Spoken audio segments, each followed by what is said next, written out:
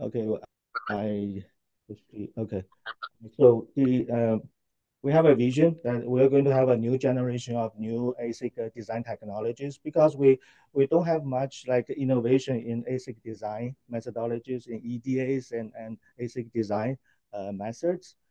So we have been hearing people saying that we have higher performance actually because of we are manufacturing in advanced nodes like 7 nanometer, 3 nanometer technology.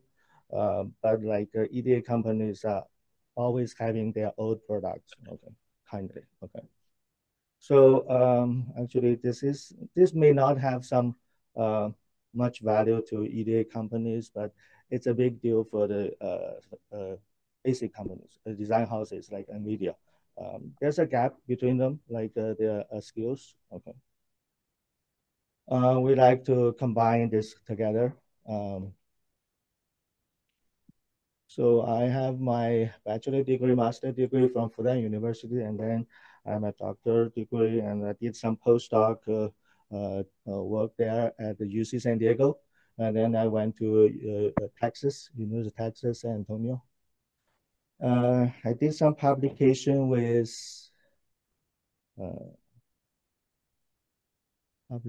with with some Intel fellows. Um, and then I have application with Cadence Strategic Office.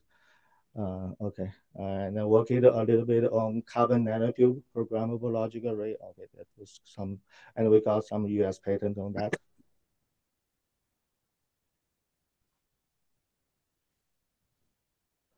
And my partners, Dr. Xu, he has EDA background. He worked in Cadence for like 15 years. And then Mr. Zhao is on ASIC background. He had a number of roles in Samsung Research, Argo AI, and Sienna, Juniper, and so on. So I talk a little bit about AI semiconductor. This is a big market. It's very huge market, but maybe beyond our uh, grasp. Okay, so we target a little bit uh, on the edge. We target some niche market. Okay. For example, FPGA, we have uh, AI training, and we also have AI inference. The inference market, GPU dominates in AI training, but in the inference market, FPGA has 30% of the market share. That's field programmable logic array. It's a programmable logic device. You can customize your hardware. This market is about 12 billion US dollars globally. And Xilinx, okay, has like revenue of 4.6 billion, market cap 48 billion. Um, we like to target a smaller market that is cryptocurrency mining.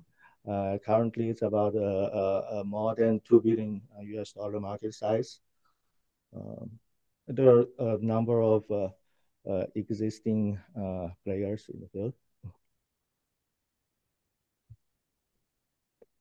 And it's a trend. I see there's a growing trend. It's coming to the mainstream. Okay, right. Exactly, especially for the current administration.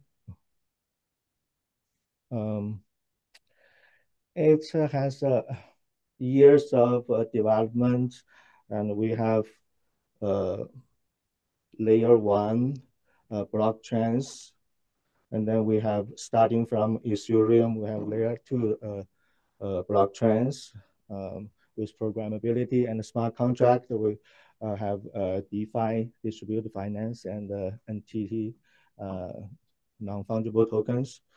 And now there's a number of directions. Like we have everything together in single shard scalability, and then we have modular scalability. We outsourcing some of the functions to off the blockchain. And then we have programmable privacy like allow. It's a new thing. It's combining privacy. So we have input privacy, output privacy. This is a growing trend. And this is what I found online. And we have a ASIC miner here. It's pretty new. It's brand new. It's coming to the market. And it gives a revenue of like more than 35 US dollars one day at 100 watt power consumption. It's hugely profitable. And this is based on the algorithm that is both crypto mining algorithm, but also transaction. This is based on zero knowledge proof algorithm that is the core in both mining and also transaction verification. So here we have some top players in the field. A number of them are based in China, but I see there's a big change because of the geopolitical policies here. I see probably a number of them may have to change their strategies. This is also an opportunity for us. There are growing number of companies in US and Europe and so on. Okay. So why we are doing this? We have some technology here. I would like to place ourselves with others. Like we have some FPGA products on the right-hand side.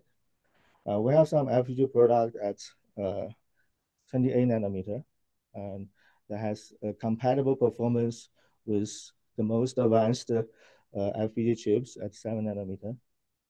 And now, what we're planning to do is to have some ASIC miners at 7 nanometer technology.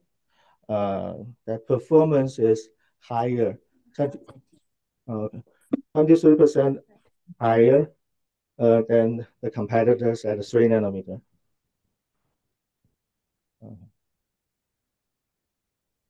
And by doing this, we can save the mask cost at 1/4 of the mask cost, 7 million for the mask cost at a 7 nanometer, and 20 million mask cost at a 3 nanometer. And this gives us a little bit higher cost for every wafer, 1.22 times the cost of per wafer. Okay, that still gives a lot of advantage in cost. Okay. We have a double power consumption because we still have like a 7 nanometer chip, so that 7 nanometer power consumption, but that's still make our customers profitable. Okay. Like in this figure, we can see the electricity cost is only a tiny portion in the economy. Okay. Okay. Our technology is in logical synthesis. That's a very mature area. Synopsys has this dominate software very early, like 20 years ago. It never changed. The core engine never changed. It dominates the global market more than 90%. And then the problem itself is NP hard. We can never come up with a perfect solution. Technically, we can keep on improving, but it makes no like gain for Synopsys because it already has a software that dominates global market.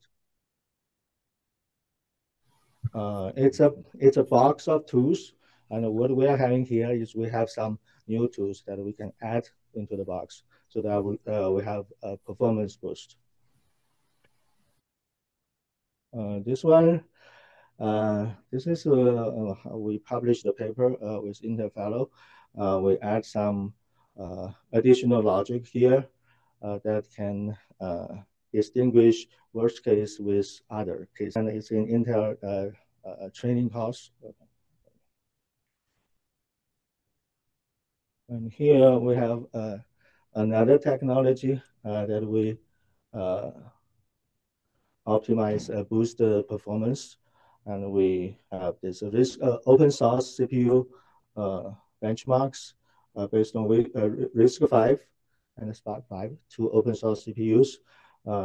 We have silicon area on the y-axis and the clock cycle on the x-axis. Towards the green curve is given by Synopsys tools. And then our tool gives this orange curve. So our curve is on the left-hand side, that is faster. And then below, that gives a smaller cost. At the same cost, we can boost the performance by about 50%. And here, this is a digital signal processing unit. This is the same structure in TPU, in Intel's TPU. We have this multiplication and accumulation unit. Here, the blue curve is given by Synopsys and orange curve is given by our software. We have this performance boost, almost 70%. And also we reduced the area by 11%.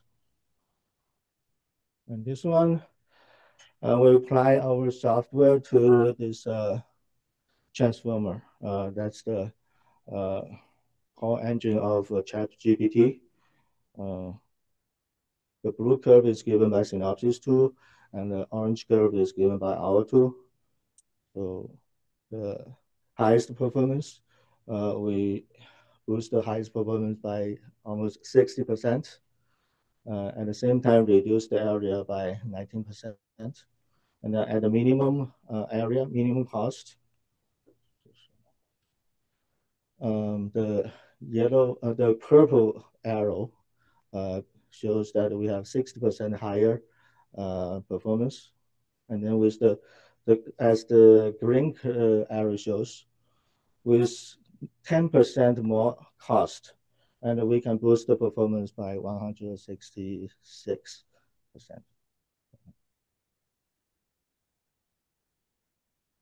So our business model is that we have this EDA technology and we have this EDA software, but we want to target a larger market. So we utilize this software to improve our own ASIC design. We sell ASIC chips. We have some existing products, FPGA, that is compatible to Xilinx FPGAs at 28 nanometer. We also have some evaluation PCB boards. We have two categories of EDA softwares.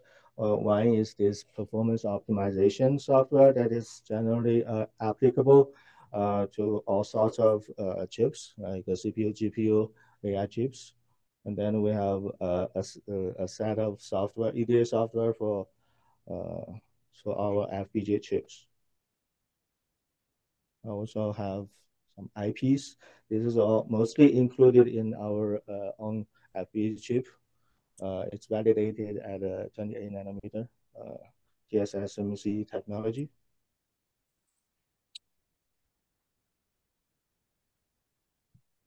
We plan to raise like $2 million to come out with this ASIC miner at 7 nanometer. So this will cost like $5 million for tape out, 1/4 of the cost of taping out at the 3 nanometer technology. compare like we did some research online and we compare with others. We're expecting like 10 million revenue starting from next year. And then on the FPGA product line, we have Gen 1 and Gen 0.1, 1.5 FPGA chips. This is like in a mature technology node of 28 nanometers. And then like Xilinx and Altera, they have 3 generations of FPGA chips from the basic form to integrating with SoC, and also they also have the most advanced type of FPGA integrating CPU, GPU, and NPU as a AI accelerator platform. Okay, this is a direction that we are going. More than that, we are looking for not so a programmable device. So we're not clear about at this moment, but this is our plan to look for some niche market to combine ASIC efficiency with FPGA flexibility to come up with a new type of ASIC chips. So basically, like our ASIC miner is a 2C market. We're going to talk with big name distributors, and also we connect with mining pools.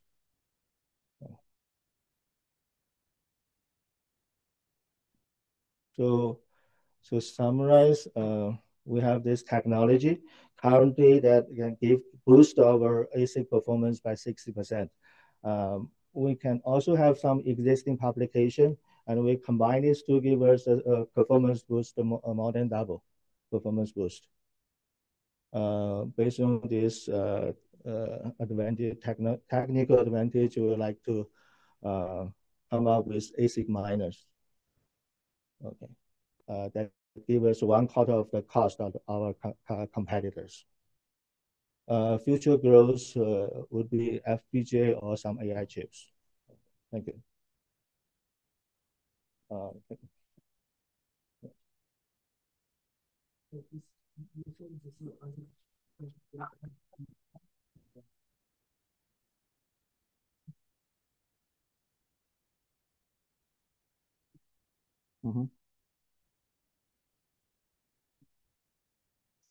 Oh, I'm looking for it.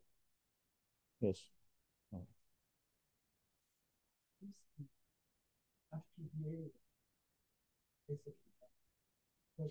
Typically in ASIC design, you just go through the process and so the user FPGA is a file. Yes.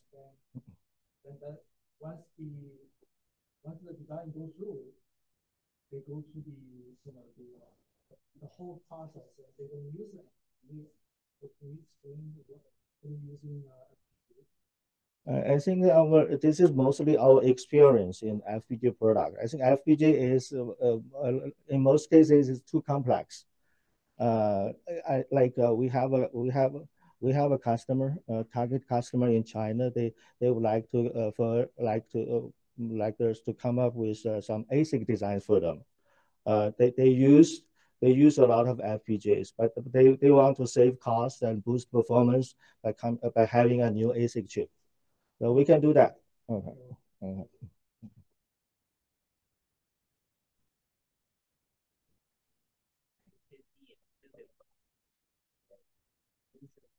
Are effective when using it for inference. It's bigger than GPU. Can you talk about at the software layer? Usually for software professionals, we got a lot of library support. We can easily run those kind of things. So when we switch the inference part to FPGA, do we need to rewrite our software library, or are there compatible library allow us without much change, we are able to rerun our code? Oh, thank you. That's a very good question.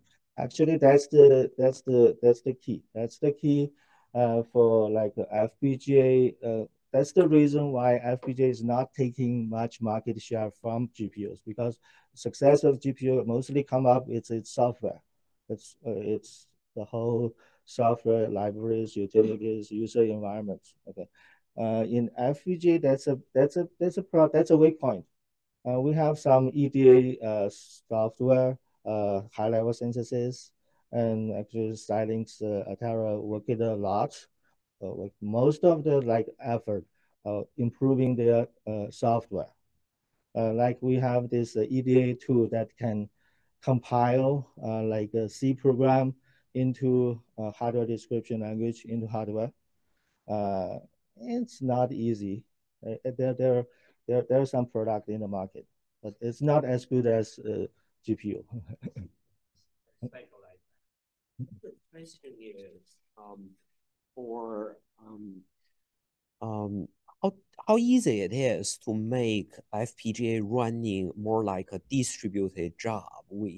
For this one, do we need to locate all the FPGA in one location to do it, or to solve certain problem, we can easily distribute this problem into a lot of different smaller FPGA installations and to do this in parallel?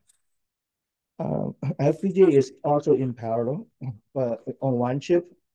In this point, in this aspect, it's similar to GPU. In GPU, we have an array of small processors, and in FPGA, we have like all the components running in parallel. So that's why it has a lot of application in communication, also in inference, because yes, it has support large throughput of data. Okay.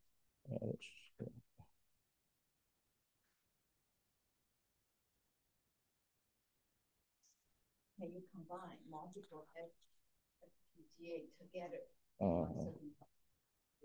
Okay, combining number of different chips together. Yes. I think this is what people are doing in data centers. Like we have a variety of chips. People are also talking about DPUs, CPU, GPU, even DPU and FPGA. And this is one of the reasons that the Intel bought Atera and AMD bought Xilinx because Xilinx and Atera have this uh, alliance. They come up with a protocol, CXL. This protocol is a high-speed data link communicating between chips. Okay,